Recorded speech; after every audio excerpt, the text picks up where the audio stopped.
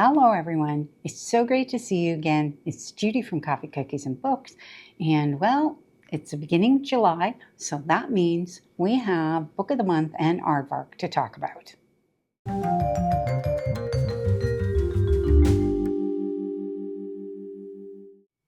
So yep, it is the beginning of July. Now, I had hoped to get this out to you last Thursday. Unfortunately, July 1st is Canada Day holiday, so couldn't get it to you, so my apologies for that. But I'm bringing it to you on the Monday, following Monday, so it is only the 5th of July when this video is going to go up, so it's not that far into the month. So if you haven't considered what your options are, we're going to go through them all for you for Book of the Month and Aardvark. Well, actually, Aardvark first and then Book of the Month. And I will let you know what I ordered because I did end up ordering from both this month. And yeah, we'll just talk about everything. Now, just a side note that when we get to Book of the Month, I am based in Canada, obviously, because I had Canada Day as a holiday. And because I'm based in Canada, sometimes with Book of the Month, some of the books are not available that are featured in the US. So I don't know which ones they would be. I have no idea. So if you do come across any that are featured in the US, please put them in the comments if I have not mentioned them, because it means that we don't have them available in Canada. And that way anybody who reads comments will be able to see that something else was available. Now, if you do not use any of these two services, I cannot recommend them enough, because as book services go, it is the best bang for your buck for quality hardback new releases that are coming out. Sometimes they feature a lot of authors that even I have never heard of. So, you know, some of these books, when we go through them, will be books that I'm familiar with because I do my big releases video before the beginning of every month for you guys. So some of them I will know. You might have heard of them because I mentioned them or some other YouTuber mentioned them. But sometimes some of these books are completely foreign to me. So it's really nice for me to be able to go through them, even myself, and talk about them with you. So what we do is we just go through and I give you sort of a rundown on what they picked. And we're going to talk about basically why they picked them, because even Aardvark is doing that now, where they're giving why they picked them and just some of the quick synopsis features of kind of snippets of what they think maybe tropes are and that kind of thing, and then any content warnings. So I go through all of that with you.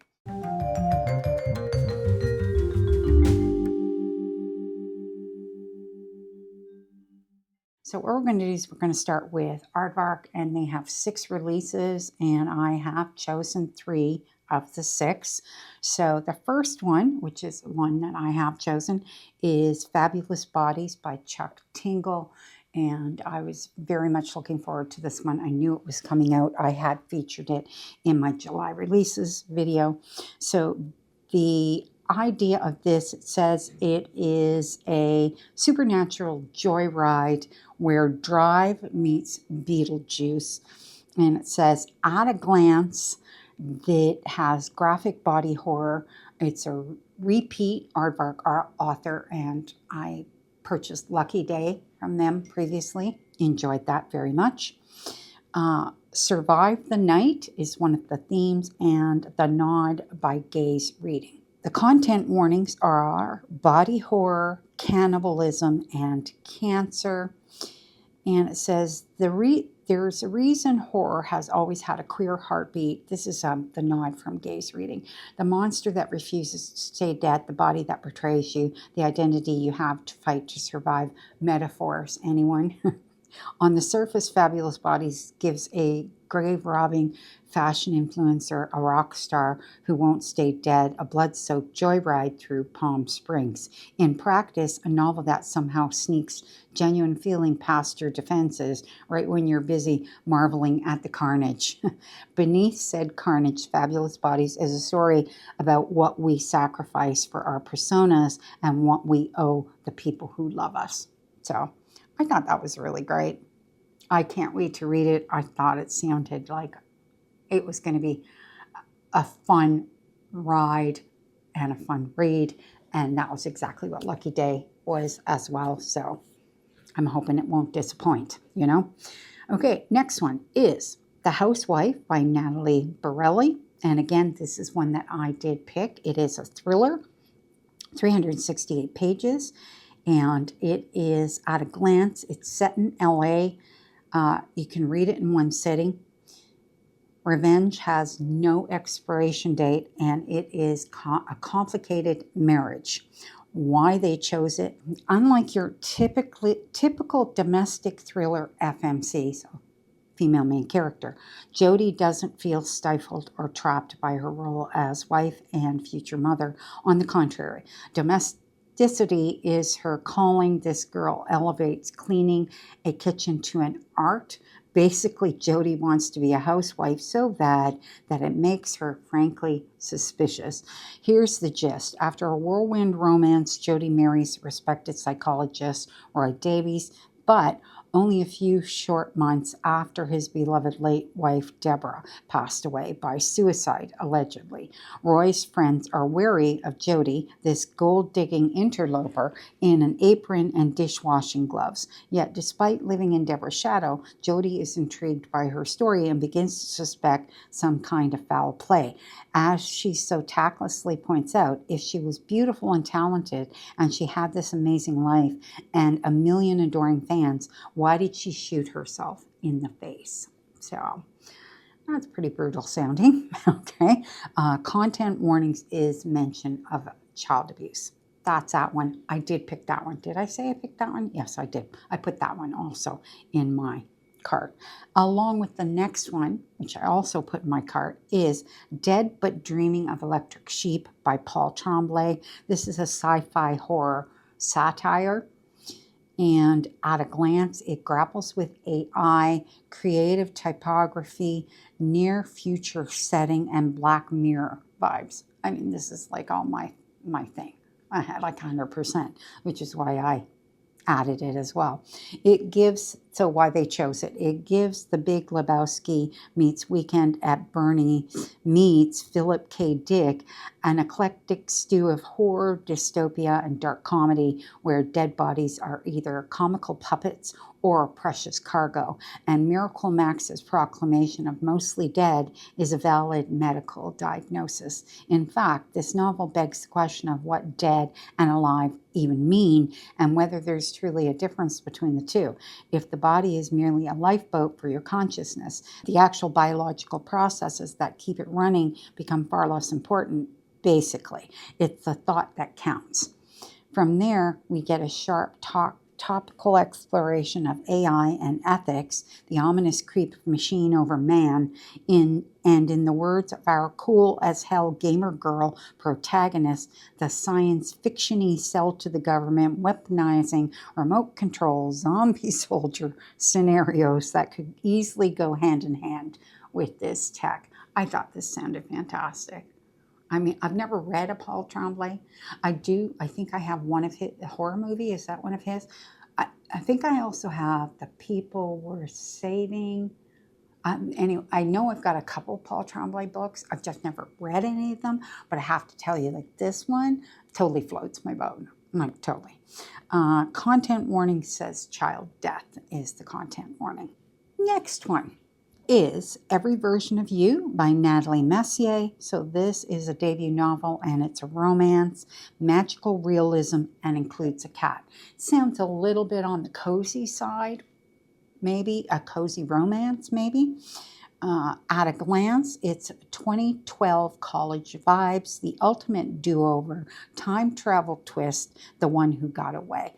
And it has 2 out of 5 open door on the spice meter. So it's usually some sexual content, but not a ton. And that would be my interpretation on that. Why they chose it, it gives a whole new meaning to second chance romance. In every version of You, Joey literally gets a second chance at finding love, rocketed back into her formative years in the hopes that this time she won't mess it up. Except that while she might think she knows how she wishes her life went, when she's truly faced with a real ass second chance, she might just end up on a totally different path than she expected. Maybe the one that got away was just a silly crush after all, or maybe someone she completely overlooked was actually the one. And then does that give it away? A spoiler, maybe? I don't know. Anyway, no content warnings for that one, which you wouldn't expect because of the type of romance it is. Okay, next one, which is actually an early release, and this is Die For Me by Charlene Obobie. I'm not actually sure how to pronounce her name, so I apologize on that one. It says it's a romance, a fantasy, and includes a dog. So the At a Glance is paranormal romance, salacious, explores aging and time, cardiologist protagonist. And the spice meter is a 3 out of 5 on the open door, which means that there's typically at least 1 or 2 sexual scenes in there. Why they chose it. Die For Me is addictive, seductive, and hot as all hell. The black feminist paranormal romance we didn't realize we needed. Sean is a total badass, the only black woman interventional cardiologist at her workplace, fielding endless micro and macro aggressions to forge a career in an industry that often doesn't have space for her. She's gotten here by always making the responsible choice, living her life totally by the book. So when she meets Julian, a much younger, impossibly handsome stranger, she figures that maybe this time she can let herself have a little fun for once. Plenty of her male peers date women much younger. Why shouldn't she get some arm candy of her own? But things quickly spiral out of hand, and soon Sean is making choices that are downright foolish. Julian has more than a couple red flags. His inexplicably high-profile career and mysterious past, the way violence and death seem to follow wherever he goes, not to mention the strangely vivid recurring dreams. Nightmares, maybe, Sean keeps having, or the way that as soon as things get serious, Julian abruptly disappears. So it says content warnings, discussion of domestic abuse, mention of miscarriage. Well, there you go on that one. And then the last one that they have is Long Island Girls by Gabrielle Korn. And this is contemporary LGBTQIA+, 304 pages. At a glance, it's sapphic yearning for music lovers, combat boots, and clear lip gloss, early 2000s vibes. Why they chose it? Long Island Girls is a lot of things: a lesbian love story, a tender coming of age, a punk rock paean, but more than anything, it's deeply nostalgic, a love letter to early aughts culture and the alt music scene, to the golden age of digital media. Reading it is like being at a mosh pit at your first concert, all fishnets and cigarette smoke, gritted teeth, and elbows up. It's the blinding terror of first love, or the familiar comfort of old friendship. It's loving your job even when it doesn't love you back. It's getting laid again and getting your heart broken again, all in the same week. So we will leave it at that. Content warnings are sexual assault and harassment. Okay, so that's it for Aardvark. So those are the 6 books, and I picked 3, which I'm very excited to get. I guess I picked all the 3 that are kind of like thrillers, horror. Yeah, you know, that's the vibe I'm kind of feeling right now. So, and I'm having some good reads in that category, which you'll hear about when I do my reviews for May, because I read some really great books in May. So, yeah, so I guess that's it for Aardvark. So it is time to move on to Book of the Month.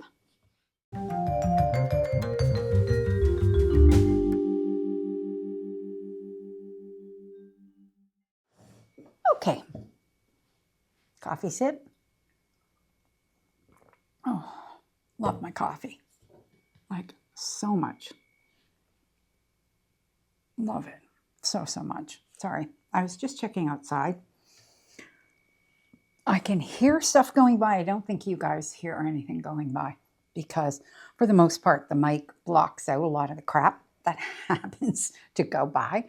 But every now and again, the funniest one is when the kids I have a nursery just around the corner and up the street, and they bring them along. You know, they've got them all tied together with the string, and they have them walking along the street. It's like the cutest thing you've ever seen in your life. I love it. Anyway, yeah.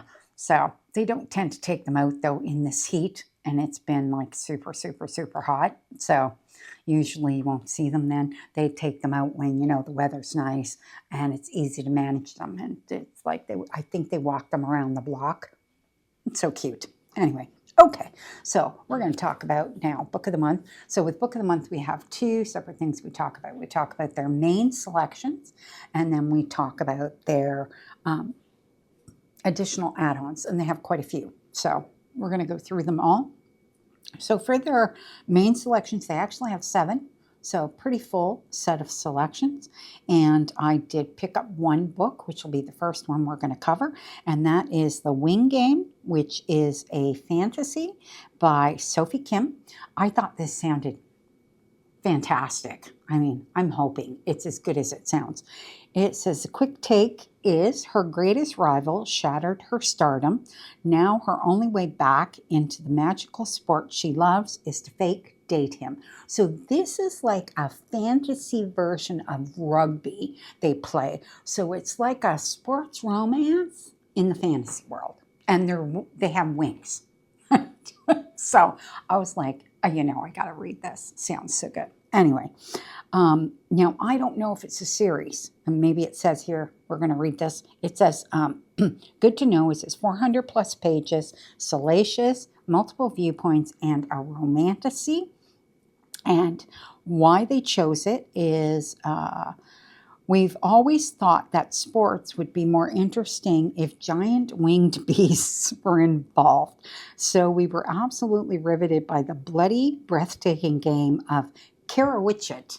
That's the name of the game. The angsty rivals to allies to lovers arc between the book's main characters had us on the edge of our stadium seats as their passion for the game culminated in a steamy romance. The lovable misfits in this underdog sports team were easy to root for and reminded us of the beauty of found family. So that was everything that I got from it. Also kind of gave me that vibe, and there's no content warnings for it, but I would assume that there is definitely going to be spice in it.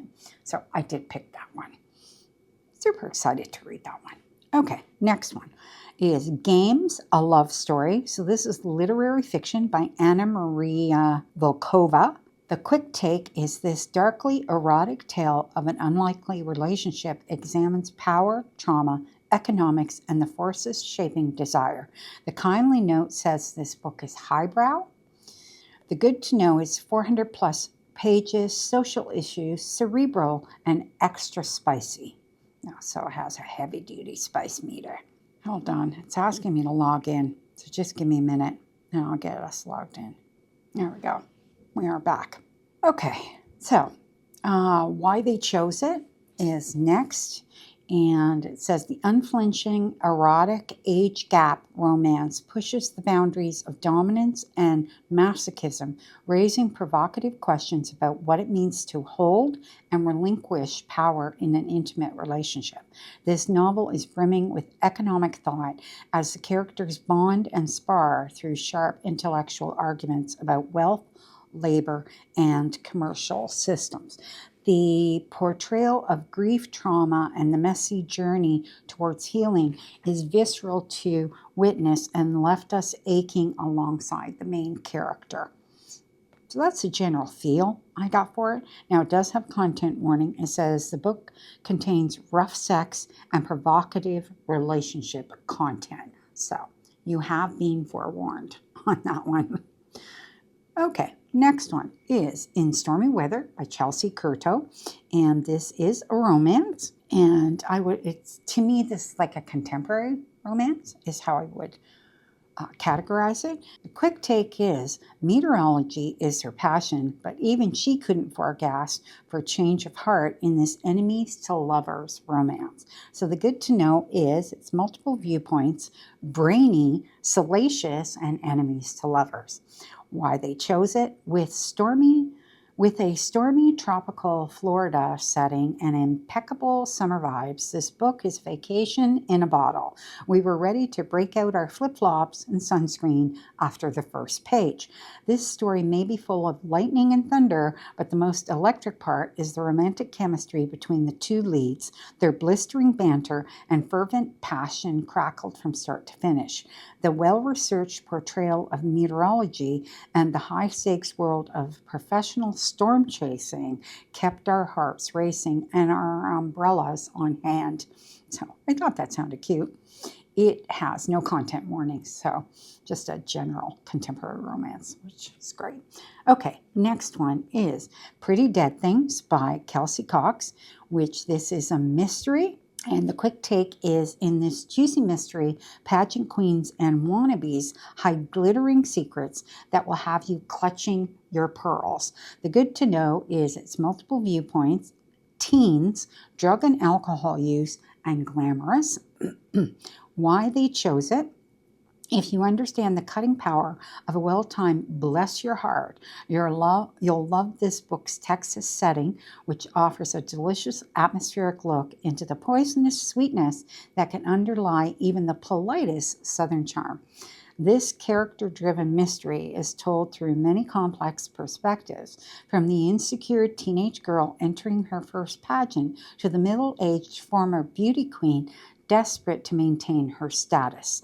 Reading about the same small town through alternating timelines served as the perfect reminder that while years may pass and people get older, some things, like deadly secrets, never change.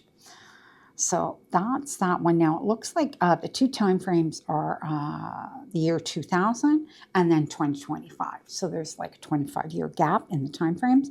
And the content warnings say the book contains scenes depicting the death of a child and mentions of sexual assault. So those are the warnings for that one. Okay, next one is The Great Wherever by Shannon Sanders. And this is historical fiction. The quick take is this sprawling historical saga captures the generational reverberations of a Black family's reckoning with inheritance. So the good to know is it's multiple viewpoints, family drama, non-linear timeline, and magical. Why they chose it. We love a novel that starts with a family tree. By the end of this book, the characters truly come to life, and the lambs' story felt as uncomfortable as the best kind of family lore. The story's central themes of inheritance and legacy made for thought-provoking reflection about the intangible attributes we pass on and how to process generational baggage while still paying homage to our past. We'd never read a historical fiction novel. We'd never read a historical fiction novel told from a POV of a deceased cousin before. We've never read, I think it's supposed to say. And it keeps tripping me up because it's a typo. Okay. We've never read a historical fiction novel told from a POV of a deceased cousin before, yet this ghostly narration added a fresh, speculative, and downright gossipy edge to the story. I think that sounds fascinating. Content warnings is this book contains mentions of miscarriage, abortion, and the death of a child. Next one is The Shampoo Effect by Jenny Jackson. And the quick take on this is in a wise, poignant novel with sandy secrets, old friends learn new lessons about growing up at any age. The good to know is it's about female friendships, marriage issues, suburban drama, drug and alcohol use. Why they chose it. This novel captures the precise, complicated dynamics of a lifelong friend group, from the ways you can communicate full sentences with a single glance to the long-standing loyalties and tensions bubbling just under the surface. This is the refreshing depiction of a 30-something cast determined to hold on to their youth even when late nights lose their luster and mornings are spent nursing newborns instead of hangovers. We couldn't stop gossiping about this book's drama at our desks, so much so that our team members kept asking us what was going on in the editorial corner and how a case of head lice could make us cry. Okay, no content warnings for that one. I did feature this one in my book releases video because I do distinctly remember it, along with the next one, which is Everything Was Beautiful and Nothing Hurt by Ben Reeves. This is literary fiction. It's a debut. Okay, and it says in the quick take, it's heartwarming and tender. This unforgettable debut grapples with mortality and from the perspective of Death himself. So life is tragic. This book is melancholy. So it's a sad book. Everybody needs to know that going in. Okay, good to know is its multiple viewpoints, nonlinear timeline, magical, no quotation marks. Why we chose it? Sometimes a book finds you at just the right time. This literary tearjerker helped us process grief, loss, and longing while providing us with an excuse to let out a good cry. This book paints a sweeping picture of humanity as death travels from one final moment to the next, offering a reminder to live life to its fullest as characters reflect on the poignant moments when time runs out. The rhythmic, poetic writing is both beautiful and hypnotizing, giving the book a timeless, fable-like feel. And the content warnings say that the book mentions suicide and the death of a child, which you would think so, based on the descriptions of the book, that it would deal with some hard things. Okay, so that's it for now. So what we're going to do next is we're going to look at all of the add-ons. Okay, and I think there are 6. Let me just count. 1, 2, 3, 4, 5. Yeah, so they have 6 add-ons, so quite a few. So again, that's how many add-ons they have here in Canada. Okay, now it does say that the one add-on, which is Tropesick by Lauren Okie, I'm going to cover that one first. That one is sold out. Having said that, I do find that sometimes Book of the Month will, they'll be sold out and then they'll come back again. And that's happened with 2 books that were previously sold out recently and they are now back.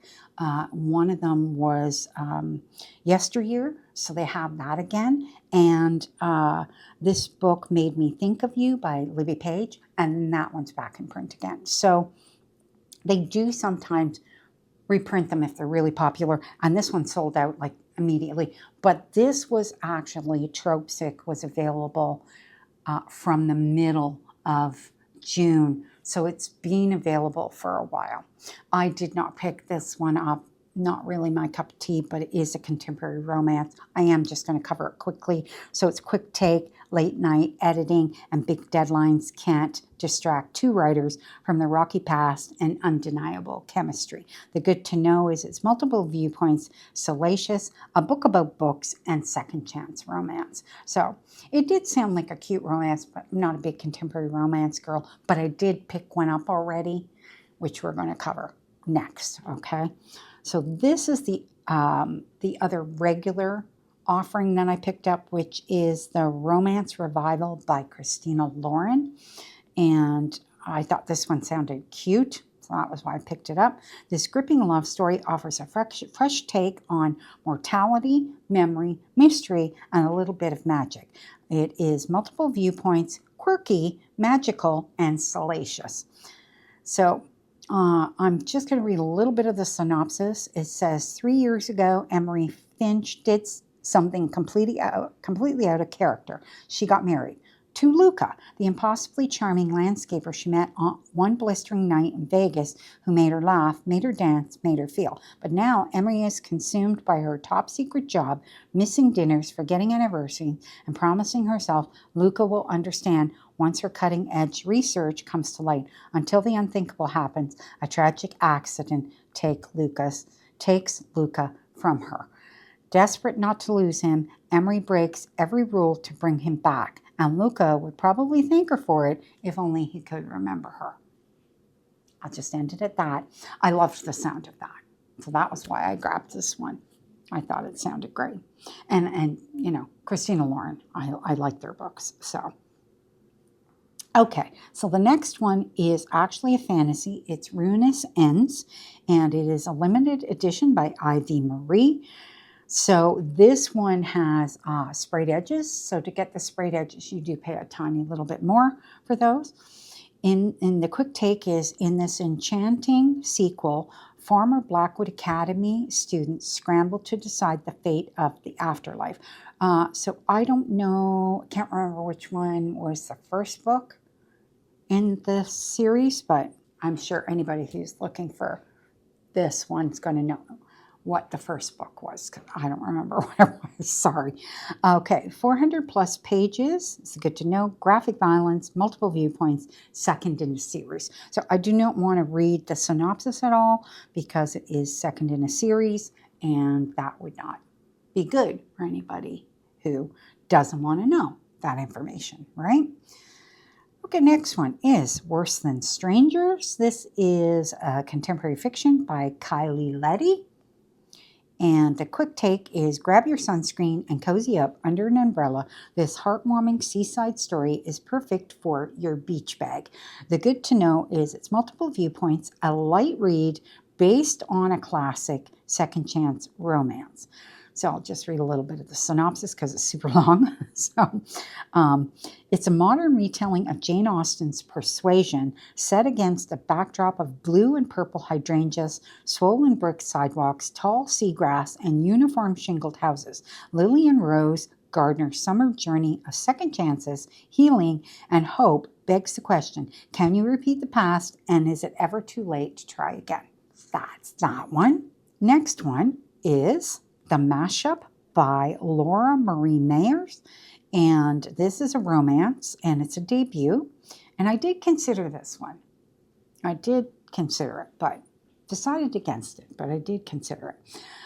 The playful rom-com is a love letter to growing up in the 2000s, listening to your heart and following your dreams. The good to know is millennial, magical, salacious, enemies to lovers. So, a little bit of the synopsis is, Ruby Wynn is a staunch rule follower who lives by the number. So when a surprising breakup on her 35th birthday ruins all her well-laid plans, Ruby makes an unexpected wish, only to wake up inside a MASH game from 7th grade. Leave it at that. So I'm like, okay, that sounds interesting. Okay. Next one is Bites by Scott McClanahan, and this is a contemporary fiction. The quick take is, this evocative novel is a slice of life look at the triumphs and tribulations of an emerging writer from West Virginia.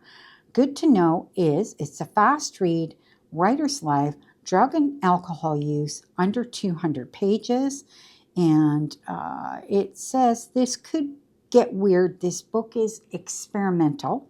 The synopsis says, Fights is a novel set in the mountains of West Virginia and the indie literary scene in New York, uniting the two great love stories of Scott McClanahan's life, his wife, the writer Julia Escoria, and Tyrant Books publisher Giancarlo DiTrapano. In his first novel in 8 years, McClanahan interrogates the meaning of art, devotion, and destruction.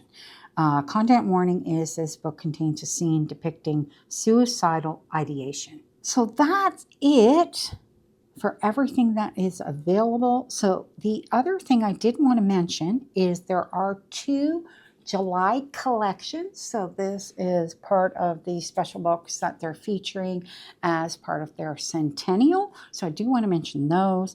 First one is The Right Stuff, which is a 1979 selection. It's by Tom Wolfe, and it's a cultural history what does this one say? What does it take to be an astronaut? That's what I thought it was about. So the right stuff answers this question and more, exploring both the mental and physical sacrifices that must be made by individuals entering space. Wolfe tells the stories of the pilots, engineers, and astronauts involved in Project Mercury from 1958 to 1963 and the United States' first human spaceflight program. So I thought this sounded interesting. There's no content warnings for it, which I wouldn't think that there would be. And then the other July collection is the Offset one, which is one that's indie international voices. And it's called The Learning by Courtney Bush. And it's a debut. And the pitch, you'll laugh, you'll cry, you'll need a nap. Learning is a playful debut about the beauty of coloring outside the lines.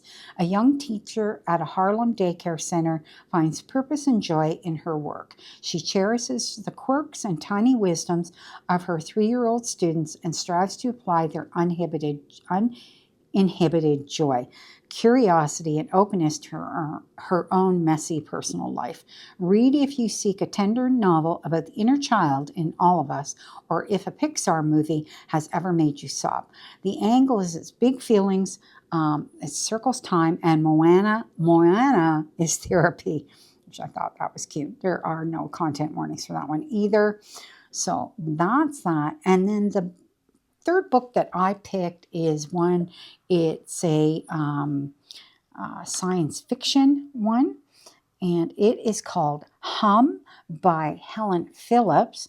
And I picked this one based on the recommendations of a friend of mine, Kim, from an Oasis of Books. She read this, absolutely loved it, highly recommended it, and I thought it sounded like something that I would like. It is dystopian, so I loved the idea of the setting, and the quick take is it combines family drama and an incisive portrait of surveillance tech. This dystopian parable will leave you pondering. The good to know is it's family drama, creepy, salacious, and in the tech world. So I really wanted to read this one. I thought it sounded fantastic. So I did put this as the third one in my box. Okay, so that's actually it. All right. Now, all I wanted to say is that if you do not have Book of the Month or Aardvark, you might want to look into it. They're both fantastic. Now, I do have links to both below. So, feel free. One is a referral link for me, which is for Book of the Month. Which they have referral links. Aardvark does not have them. So it's just a basic link to Aardvark. And if you do join up, let me know that you joined up. Okay. So that's it for this video. And the next video that I will have for you is going to be my book reviews for June. It's going to be amazing. I read a ton of books and had a lot of wonderful reads. So I can't wait to share them with you. Bye for now. See you in the next video.